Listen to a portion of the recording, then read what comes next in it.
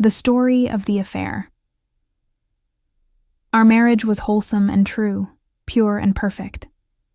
I knew this because of the tons of bad boyfriends and relationships that preceded it. But although my husband had never doubted he loved me and was happy with me, he always wondered if it was as good as he presumed it to be.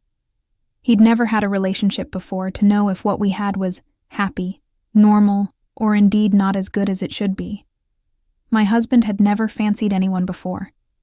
He'd found girls attractive, but he'd never had a friendship with any other woman but me, and never got to know any woman he thought was good-looking. In short, both the opportunity had never arisen, and he'd never looked for it. When my husband first saw her, performing on stage, he fancied her. He found her sexy, liked her voice, and thought there was something intriguing about her. He chose not to share this with me, despite my concerns over him working with a woman, because he was very excited about the new work opportunity and never thought anything would happen between him and her anyway. He didn't think he was capable of being unfaithful. She, from what I can gather, fancied my husband straight away. She looked from his face to his wedding ring and was gutted that he was married. She made out later that bothered her, but evidently not enough. I don't consider her fancying my husband to be anything special or unusual because she had tried it on with the others at work. For a month, my husband and her went from being work acquaintances to being friends. He was relaxed with her. They had a laugh. He probably flirted, but not intentionally. She listened to him and was interested in him. He felt that when he spoke to me about music things, I was bored, where she was all ears, and they had music and work in common. She would text him about mundane everyday things, and he enjoyed it. Despite this, it felt no different to having a friendship with a man, and he did not want anything to happen between them. The night of February 28th, on the way home from work, she asked if she could sleep on his shoulder, and upon hearing that she always did it with the others, my husband naively agreed. While she slept, she touched his leg. He assumed she was asleep and left her to it. He felt slightly awkward. The next morning, March 1st, she began texting my husband at work. Firstly about everyday things as usual, but then started talking about sex and what she liked. My husband was shocked. I'd never spoken to him in quite such a vulgar way. But he did not tell her to stop. He assumed she was like this with everyone because of the way he had heard her talk openly about sex to the other workmates, and he knew she texted them too. By the afternoon, her phrasing had changed from wanting things to wanting him and wanting to do things to him. My husband was extremely flattered, turned on, and intrigued. He went along with her, but did not actively encourage her, though it may have not been taken that way because he did not ask her to stop or give her any impression he was not interested. By the following day, the texting was getting more vulgar and more serious, and my husband was more flattered and more intrigued. He began to feel curious about sex with someone other than me, and he fancied her a lot. He found her sexy and sexual, and the things she said to him turned him on. Around this time, he realized he had sent a lot of texts to her, and he wasn't sure what his text allowance was, so he gave her his email address instead.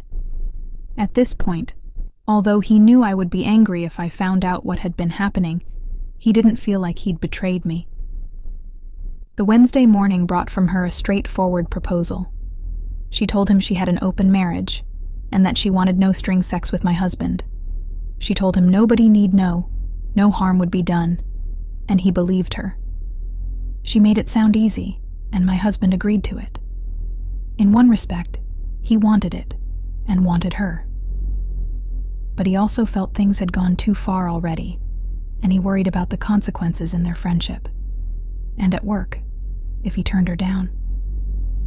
He was convinced it would be a one-off and would satisfy his curiosity and lust for her.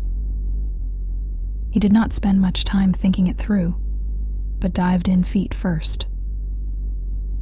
On the way to her house, he wanted to turn around and not go through with it, but he thought she'd hate him. He went ahead with it. When he arrived at the house, it was unromantic, like a business arrangement. They went into the bedroom, undressed, and had sex. He felt uncomfortable, but must have enjoyed it as he managed to go all the way with no problem. When he left, he felt his first pang of guilt and did not want to do it again. That night, he woke in the night and couldn't sleep. He felt terrible. The next night, he had sex with me, and it felt better than it had with her. The emails again took on a more everyday feeling for a day or so, but before the weekend came, she had started to talk about doing it again, and the guilt my husband felt had faded away. He knew it was what she wanted, almost what she expected. He was flattered by her wanting him, but he also felt she was relying on him. He felt he could not say no. The following Monday night, my husband went to her house after work, before training, and had sex with her again. His feelings for her at this point was mainly a close friendship, but with a sexual attraction. The sex in itself was not the best, but he found it exciting. He loved how she wanted him. Over the following 2 weeks, he continued to sleep with her, but once or twice he could not perform through the guilt he felt. He hoped, above all, that things would fizzle out. He was starting to get stressed about what he was doing, and our relationship had started to suffer. But as time passed, he looked forward to time with her, and he missed her when she was unable to email. They started to spend alone together at work, groping and kissing, etc., though it was always initiated by her. She confided in him, telling him about a troubled childhood and painful things that had happened to her. She said she was trapped in an unhappy marriage. He felt sorry for her and liked that he was making her feel better. The arrangement she had with her husband was for her to have sex with my husband. The arrangement was that her husband would be in the house. He got a thrill from it. Emails exchanged between her and my husband were monitored closely by her husband, so they were kept platonic or sexual. Despite this arrangement, both she and my husband began to develop feelings, but while she was primarily interested in sex, he enjoyed her company most. He had something new with her, a friendship and connection that felt wonderful. She was into him, and he felt like he had something of his own that he was in control of. As they worked together 3 nights a week, it was those times that the affair became emotional and intense. It was there that things took a different turn. Approximately 12 days before D-Day, she told my husband she had fallen for him, and he said he had for her too. At the time, he felt he had to say it back, although he wasn't really sure how he felt. He knew his feelings for her were growing, and that he loved her company. He also knew he loved me, and could not imagine a life without me. He was confused. He began to question his feelings for me because of the way he was feeling about her. My husband did not believe a person could love 2 people at the same time. A week on, 5 days prior to D-Day, the affair changed in its intensity, and she began saying things like, "I want us to be together," and "I can't wait to be with you." But also things like, "I can't wait until I can show you